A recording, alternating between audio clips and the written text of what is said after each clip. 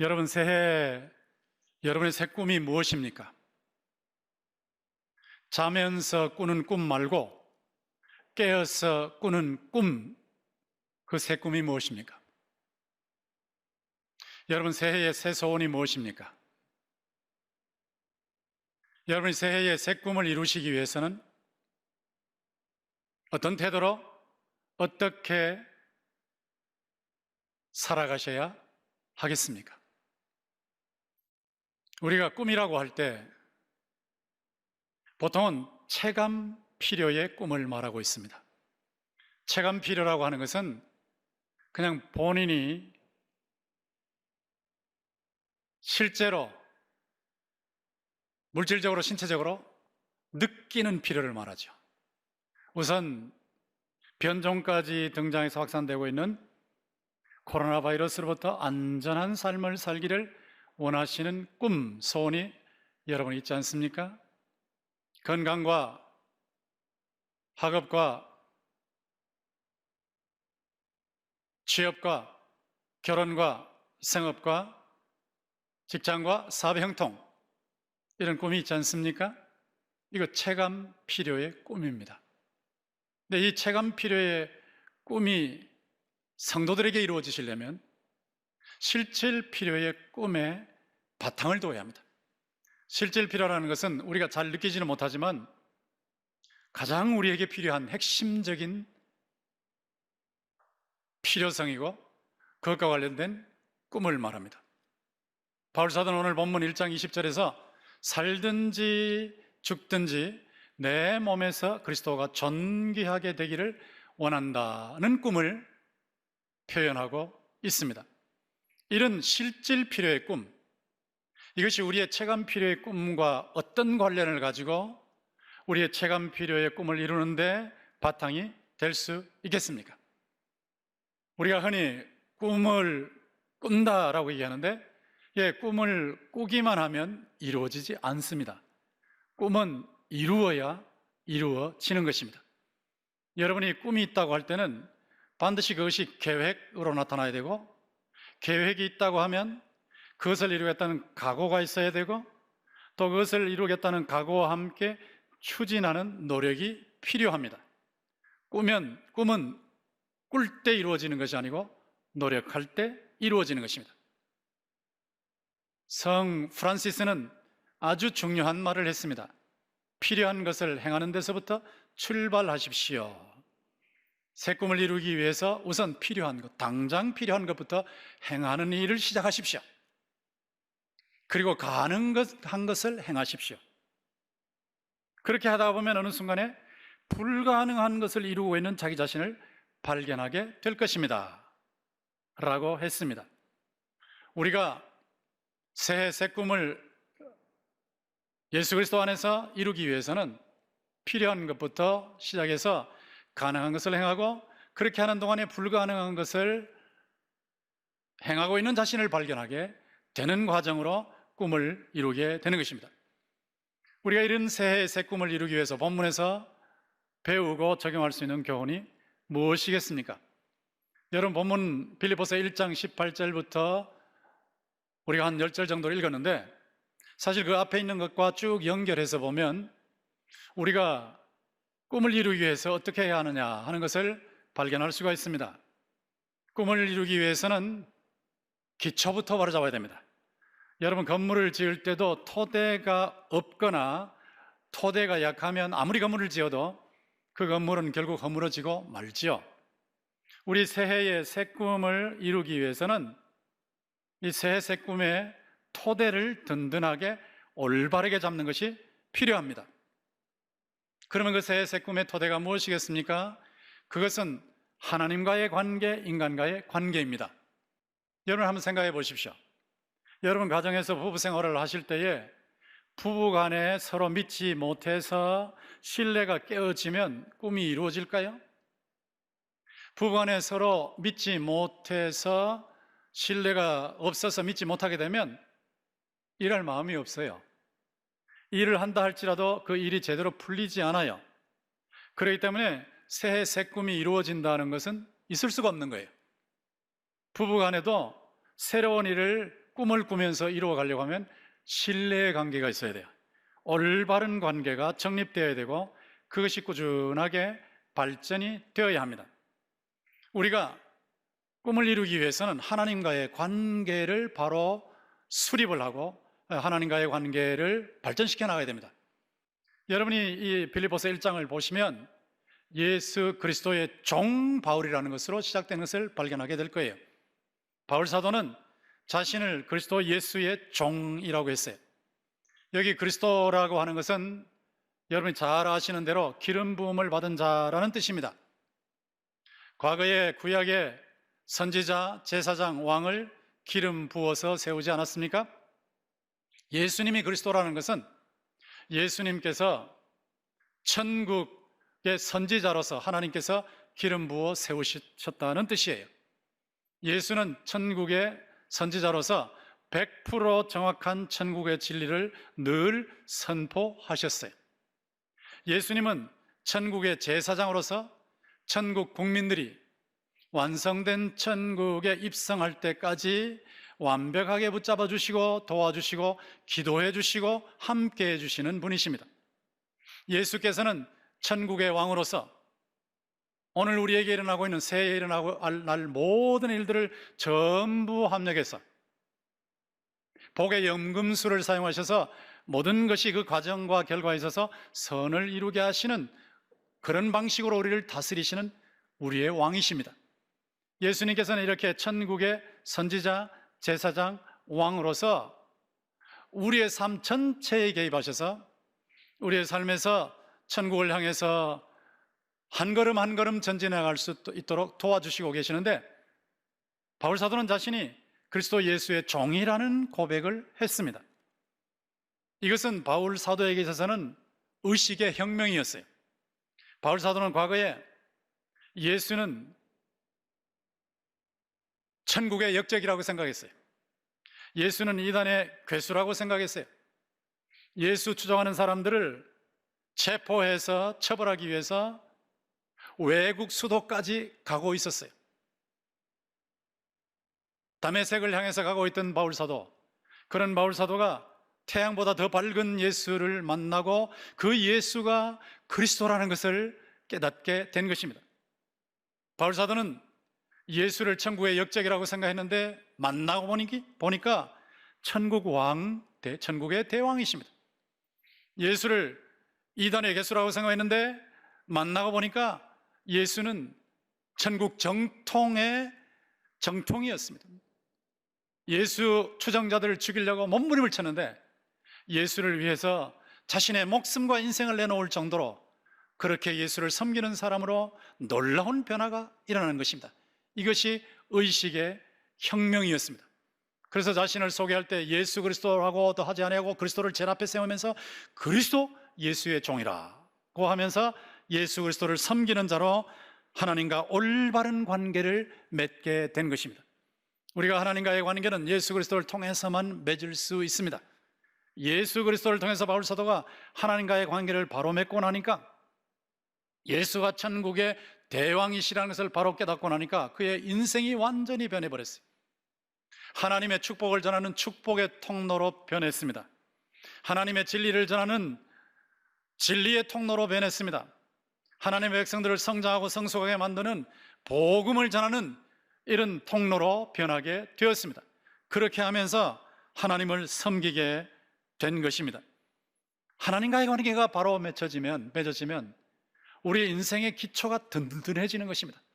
모든 좋은 것이 빛들의 아버지이신 하나님으로부터 오기 때문에 새해에도 여러분이 예수 그리스도 안에서 하나님과의 관계를 바로 정립하시고 하나님과의 관계를 계속해서 발전시켜 나가시기를 주님의 이름으로 축원합니다. 우리는 하나님과의 관계를 바로 맺을 뿐만 아니라 사람과의 관계도 바로 맺어야 합니다. 바울 사도는 사람과의 관계를 표현할 때 1장 8절에 보면 그리스도의 심장이라는 표현을 썼습니다.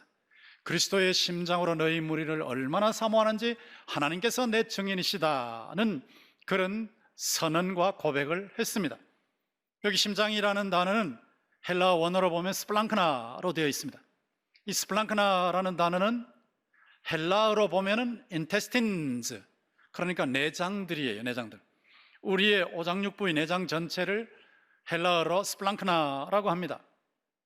그리스 사람들은 자신들의 인간적인 정을 표현할 때 최고로 표현하는 방법이 내장들이 움직였다, 이렇게 표현을 해요. 근데 이것을 우리말로 옮겨올 때는 내장들이라고 하면은 전달이 안 되기 때문에 개정판에서 심장이라는 단어를 쓴 것입니다. 사람이 가질 수 있는 최고의 정을 말하는 거예요. 사람과 사람과의 관계에서 가장 고상하고 가장 원만하고 가장 아름답고 가장 선한 사랑을 말하는 것입니다. 바울 사도는 빌립보 교인들을 그리스도의 심장으로 사모한다고 표현을 했습니다. 그리고 그 사모하는 것이 얼마나 간절하고 절실하고 진실한지 하나님을 증인으로 내세우면서까지 그렇게 고백하고 있습니다. 우리가 사람들과의 관계를 맺을 때에 우리의 주변에 있는 다른 사람들, 교우들, 친구들과 이웃들과 또 친척들과 관계를 맺을 때 그리스도의 심장으로 관계를 맺는 것이 중요합니다.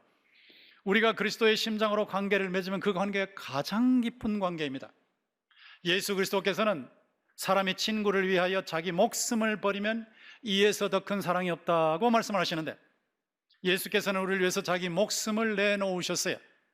근데 우리가 친구가 아니고 원수일 때 자신의 목숨을 내놓으셨어요. 우리가 하나님을 기쁘시게 하는 실력이 있을 때가 아니라 없을 때 자신의 목숨을 우리를 위해서 내어놓으셨어요. 우리가 하나님을 기쁘시게 하는 것이 아니라 하나님을 슬프게 하는 그런 때에도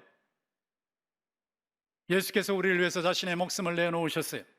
이건 예수님께서 우리에게 하나님이 베풀어 주시는 사랑을 확실하게 보여주신 것입니다. 예수 그리스도에 이르는 확실한 사랑에 부딪힌 바울 사도가 그 예수 그리스도의 사랑의 심장으로 하나님의 백성들을 사모한다는 이런 인간관계를 표현해 보이고 있는 것입니다. 우리가 사람들을 대할 때는 대체적으로 악수하면 끝이에요. 안녕하십니까 하고 말 한마디 하면 끝이에요. 그 다음에 별로 할 말이 없을 정도로 인간관계가 아주 얄팍해요. 인간관계가 이렇게 얄팍하니까 우리가 사업을 하든 또 다른 무슨 일을 하든지 간에 사람과의 관계가 얄팍한 상태에서 일을 하기 때문에 조금 관계를 맺다가 우리의 진짜의 모습이 드러나면 사람들이 실망하게 되는 것입니다. 그렇게 되면 사람과의 관계가 약화되면서 사람과 관계에서 하는 일이 약화되는 거예요. 그렇게 될 때 새 꿈을 이룬다는 것은 힘들어지는 것입니다. 우리가 사람과의 관계가 견고해질 때 시너지 효과를 보게 됩니다. 사람의 모든 일은 전부 관계 속에서 이루는 거예요. 여러분들이 그리스도의 심장으로 다른 사람들을 사모하듯이 그렇게 진정한 인간관계를 맺게 되면 여러분이 하시는 이 일을 다른 사람들이 도와주게 되고 여러분과 협력하기 때문에 여러분이 새해의 새 꿈을 이루어 갈 수가 있는 것입니다. 우리가 흔히 대신관계, 대인관계를 말할 때는 그냥 하나님의 은혜로 되는 것으로 생각할 가능성이 많아요. 바울 사도가 하나님의 은혜에서 출발한 것은 틀림이 없지요. 예수를 천국의 역적으로 생각을 했다가 예수를 천국의 대왕으로 생각하는 것이 자기가 노력해서 되는 것은 아니었어요. 예수께서 미리 만나주셔서 그 박해하는 바울을 예수께서 만나주셔서 그런 예수 그리스도 안에 있는 하나님의 사랑 때문에, 하나님의 은혜 때문에 바울이 하나님과의 관계를 바로 맺은 거예요. 바울이 하나님과의 관계를 바로 맺었기 때문에 사람과의 관계도 바로 맺은 것입니다. 그러니까 관계의 정립과 발전의 비결은 하나님의 은혜에 있습니다. 이것을 우리는 부인할 수가 없습니다. 그러나 동시에 거기서 끝나지 말고 다음 단계로 넘어가야 돼요.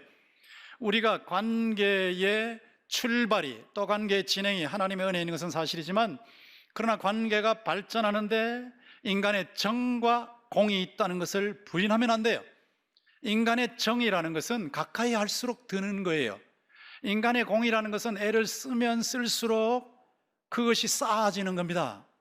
여러분이 흔히 그냥 가만히 있어도 인간관계가 좋아지겠다라고 생각하지만 아닙니다. 전화를 한 번이라도 하시면 가까워지는 거예요. 한 번이라도 더 만나시면 가까워지는 거예요. 한 번이라도 위에서 기도해 주시면 가까워지는 거예요. 그러나 그걸 하지 않으면 멀어지게 되어 있어요. 여러분, 형설지공이라는 사자성어를 알지 않습니까? 반딧불에 공부를 해서 성공을 했다라고 하는 것이죠. 여러분, 지금의 세상에서 하나님과의 관계도 공을 들여야 되고 정을 쌓아가야 되는 겁니다. 제가 지난번에 말씀을 드린 대로 우리가 하루에 15분씩이라도 드라마의 바이블을 들으면 하나님과의 관계가 그만큼 깊어져요. 15분이라도 성경 말씀을 듣는 사람하고 전혀 듣지 않고 성경의 먼지를 앉게 하고 사는 사람과는 하나님과의 관계 차이가 많이 납니다. 1년이 지나고 나면. 하나님과의 관계에서 15분이라도 드라마 바이블을 여러분이 꼭 들으십시오. 그리고 15분이라도, 하루에 15분이라도 여러분이 기도를 하십시오. 어느 곳에 계시든지 한번 해보십시오. 그렇게 하시면서 매일매일의 삶을 주님과 함께 한 걸음씩 걸어가 보십시오. 그렇게 여러분이 정과 공을 들여가는 동안에 하나님과의 관계가 깊어질 것입니다. 바울 사도가 이렇게 할 때에 바울 사도가 결국은 꿈을 이루게 되었는데, 이 새해의 새 꿈을 이루는 놀라운 꿈의 성취를 체험하게 되었습니다. 매번 체험했는데, 이런 체험을 할 때 바울 사도가 얼마나 대단한지 생명과 사망을 초월하고 살고 있어요. 세상에 도대체 고통을 초월하는 것도 대단한데 죽음까지 어떻게 초월할 수 있을까? 어떻게 이룰 수 있을까 하는 궁금증이 생기는데 1장 21절에 그 답이 있습니다. 1장 21절에 보면 이는 내게 사는 것이 그리스도니 죽는 것도 유익함이니라고 했습니다. 바울 사도는 사는 것이 그리스도니까 죽는 것도 유익하다고 했습니다. 사는 것도 그리스도와 함께, 죽는 것도 그리스도와 함께, 죽고 난 후에도 그리스도와 함께, 영원히 그리스도와 함께. 그리스도께서 자신 속에 살아있다는 거예요. 그리스도께서 자신 속에 살아있기 때문에 이것이, 자신 속에 살아 계시는 그리스도께서 고난도 이기게 하시고 죽음도 이기게 하시고 죽음 전험의 천국까지 들어가게 하시고 거기서 지복을 누리게 하신다는 것이죠. 살아있으면 그리스도와의 생명이 나를 통해서 나타나니까 열매를 맺는 거예요. 죽으면 그리스도와 함께 한 집에서 사니까 그건 너무너무 좋은 거예요. 그래서 그리스도께서 자신의 안에 살아계신 것, 사는 것이 그리스도니 죽는 것도 유익하다, 이런 고백을 하면서 자신의 꿈을, 그리스도를 존경하게 하는 꿈을 이루어가게 된 것입니다. 여러분이 이런 말씀을 들으실 때 바울도 예수 믿고 나도 예수 믿는데 어떻게 바울은 고통도 초월하고 요즘 막 같다면 코로나도 초월하고 사망도 초월하면서 이렇게 감옥 속에서도 기뻐하면서 복음을 전했을까? 근데 나는 왜 이 작은 어려움도 견디지 못하고 이렇게 복음에 자신을 던지지 못할까? 이런 궁금증이 생기지 않습니까? 왜 그럴까요? 그건 믿음의 함량 때문이에요. 믿음이 다른 것입니다. 믿음. 제가 말씀을 드리지만은 최초의 믿음은 똑같아요.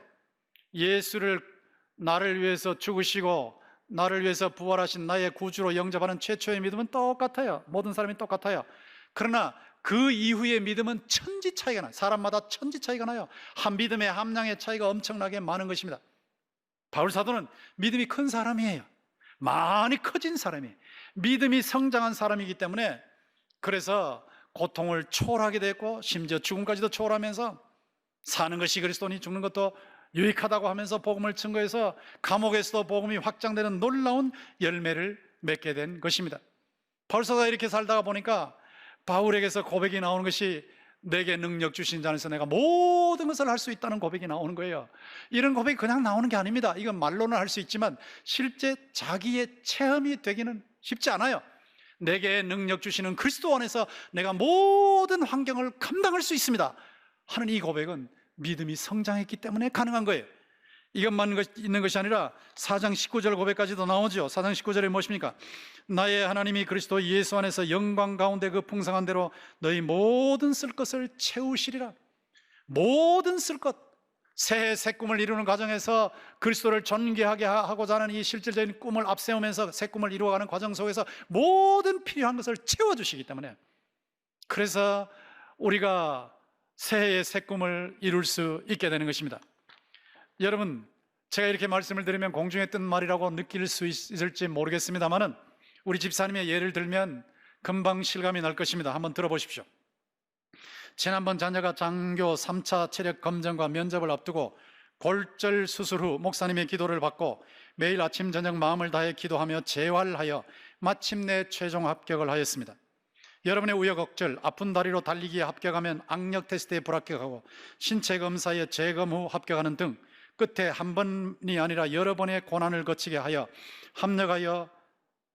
합력하게 하셨습니다. 이것은 쉬지 말고 기도하라 범사에 감사하라 이는 그리스도 안에서 너희를 향하신 하나님의 뜻이니라고 하신 뜻을 깨닫게 하시는 소중한 시간이었습니다. 고통 가운데 인도하신 하나님께서 계속 기도하지 않으면 어떻게 되는지 보여주겠다, 왜 계속 기도해야 하는지 알려주겠다 하시는 것 같았습니다. 또한 인간적 경험과 열심이 문제 해결의 열쇠가 아니라 될 때까지 끝까지 집요하게 하나님께 기도하라, 머리가 아닌 순종으로 체험 지식이 되게 하라 고 하신 목사님의 말씀이 이것이구나 깨닫게 되어서 너무나 기뻤습니다. 자녀도 학교에 가 있는 동안 주일 성수하며 11조를 드렸다고 합니다. 다시 한번 말씀과 기도로 저희들 성도들을 안전한 주님의 진리의 말씀 생명수의 물가로 인도해 주시니 참으로 감사합니다. 우리 교회 집사님이에요. 보통 그냥 사람이에요. 그런데 똑같은 사람인데 보세요, 딱 두 가지 비결이 있어요. 사모가 있느냐, 사모심이 있느냐, 순종심이 있느냐, 이 두 가지입니다. 말씀을 듣는데 이 말씀을 들을 때 정말 갈망하느냐는 거죠. 말씀을 사슴이 시냇물을 찾은 것 같이 찾아서 사모하는 것 같이 그렇게 갈망해서 듣느냐, 이분이 그렇게 들은 거예요. 제가 설교하는 내용이 전부 그냥 박혔어요. 생각의 틀 속에 박혀서 그대로 바깥으로 튀어나오는 거예요. 체험 지식이라는 말도 그대로 튀어나오는 거고, 집요하게 기도해라, 끝까지 기도해라, 포기하지 말아라, 이게 막 그냥 그대로 나오는 거죠. 그러니까 이게 말씀을 들을 때 사모심이 있느냐, 기도할 때 한 번 기도하고 끝나는 사람이 있는데 끝까지 가는 사람이 있잖아요. 집요하게 기도하는 사람이 있잖아요. 이게 그대로 들어갔잖아요. 그러니까 사모심의 차이입니다. 믿음의 차이는 사모심의 차이입니다. 그리고 순종을 보십시오. 하다가 안 되면 그만두는 게 아니에요. 계속 끝까지 달려붙는 거예요. 자녀가 골절상을 입어서 장교심을 못 파요. 그런데 저한테 기도받고 나서는 그냥 가서 또 기도하면서 또 하는 거예요. 아침 저녁으로 기도하면서 또 하는 거예요. 이것이 순종이라는 것입니다. 계속해서 이렇게 사모를 간절하게 사모하니까 여호와의 눈은 온 땅을 두루 감찰하사 전심으로 자기에게 하는 자를 위해서 능력을 베푸신다는 대로 집사님에게 믿음의 능력을 주신 거예요. 그래서 믿음의 함량이 커진 것입니다. 그리고 말씀을 받았을 때 이 체험 지식이라 해서 생활의 현장으로 가지고 가서 끝까지 실천하게 하니까 거기에서 믿음의 함량이 자라게 되는 것입니다. 믿음의 함량이 자라면 사나 죽으나 주를 위해서 사는 사람으로, 주 그리스도 예수 안에서 우리의 꿈을 이루는 사람으로 변화하게 되게 되는 것이죠. 여러분, 이런 정치인이 있습니다. 미국의 제32대 대통령 프랭클린 루즈벨트죠. 대공황 때에 이분은 어릴 때부터 그리스도 안에서 하나님의 영광을 드러내는 것을 사명으로 알고 살았어요. 우리의 삶이 하나님의 영광을 드러내는 수단이라는 것을 평생 기억하고 산 사람이에요. 근데 루즈벨트가 뉴딜 정책을 100일 동안 계획을 세우고 할 때요, 첫 번째는 현상이에요. 현상, 파악하라는 거지. 현상이 뭡니까? 대공황이에요. 우선이 무엇입니까? 일자리 주는 거예요. 일자리 주는 거예요. 그냥 우선적으로 할 건 일자리 주는 거예요. 추진이 무엇입니까? 젊은 사람들을 모아서 숲속에 캠핑장을 만들게 하고 거기서 일하게 만드는 거예요. 못을 만들게 하고 숲을 개간하게 하고 그리고 농토를 만들게 하고 일을 시키는 겁니다. 그렇게 일을 시켜서 돈을 벌게 만드는 거예요. 이게 추진이에요. 그리고 위임이 있어요. 책임자에게 맡겨놔요. 그리고 마지막에 책임을 따지는 것이 있어요. 이 책임을 따지는 것은 난로가에서 서로 대화하면서 그거 하니까 되더냐고, 잘 안 되면 왜 안 되냐고 이렇게 서로 하면서 결국은 뉴딜 정책에 성공하게 된 것입니다. 저기 쇼가 있는 게 아닙니다. 진심이 있습니다. 선심이 있는 것이 아니고 진정이 저기에 있습니다. 표심이 있는 것이 아니고 애국심이 저기에 있습니다. 여러분, 새해의 새 꿈을 이루어갈 때 그냥 막연하게 생각하지 마시고 새 꿈이 있는지를 확인하세요. 새 소원이 있는지 확인하세요. 그러고 나서는 각오하시고 추진해 나가실 때 구체적으로 추진하시는 거예요. 구체적으로 추진하실 때 루즈벨트처럼 저렇게 구체적인 계획을 가지고 추진해 나가시면 그만큼 여러분이 발전하고 성장하게 되는 것입니다.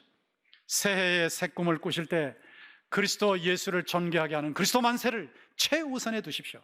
이렇게 하는 동안에 새해 새 복을 여러분이 체험하시게 될 겁니다. 내게 능력 주신 자 안에서 내가 모든 것을 할 수 있는 새 복을 체험하실 것이고, 나의 하나님이 그리스도 예수 안에서 영광 가운데 그 풍성한 대로 모든 쓸 것을 채우시는 새 복을 체험하시게 될 텐데, 이런 귀한 2021년 한 해를 보내시는 여러분 모두가 되시기를 주님의 이름으로 축원합니다.